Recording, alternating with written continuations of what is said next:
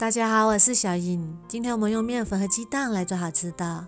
首先准备350克面粉，加3克盐，先把它们搅搅匀，再加50毫升温水，一边倒一边搅拌，搅拌均匀，像这样就可以啦。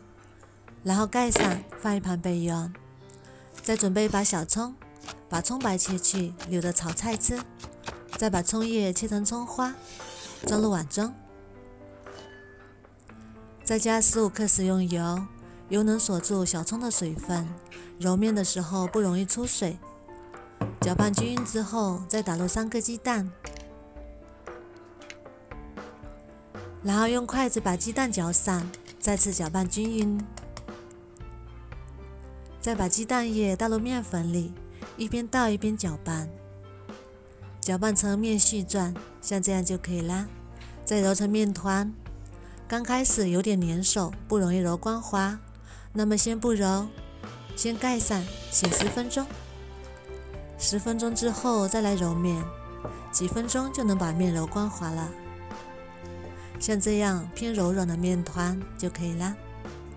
然后把它转移到案板上，再搓成长条，像这样就可以啦。再把它分割成大小均匀的小面团，我这里分了8个。再取一个面团出来，然后揉一揉，再整理成圆形，像这样就可以啦。全部都做好，准备一个盘子，倒点食用油，然后把面团全部加进来，面团上也抹点食用油，锁住水分，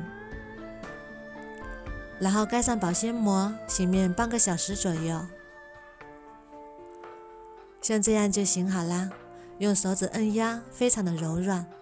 如果你的面团还很硬，那么需要继续醒面。再把盘子里的油倒在面板上，抹均匀，然后取一个面团出来，把它擀成薄饼。擀的时候要轻一点，不要把面皮擀破了。像这样就可以啦。再用擀面杖把它卷起来，然后放在保鲜袋上，然后像这样一张一张重叠在一起，这样就可以放冰箱里冷冻保存了，保存2到3个月也没有问题。吃的时候平底锅里抹一层薄油，然后放入饼坯，开大火烙，然后盖上，大火烙1分钟，全部都鼓起小泡，再给它翻个面，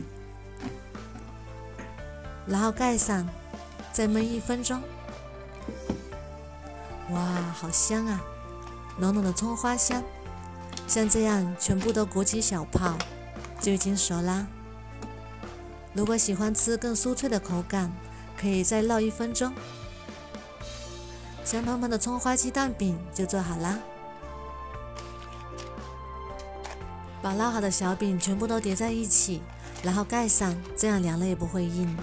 刚出锅的时候，它的口感是酥脆的，放凉了之后非常的劲道，因为鸡蛋加的多，劲道中还带着柔软，用它来卷菜或者是卷肉都非常的好吃。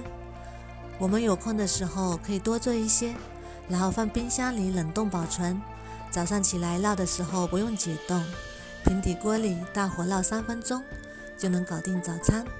如果你喜欢也试试吧。喜欢我的视频就关注我吧，谢谢您的支持。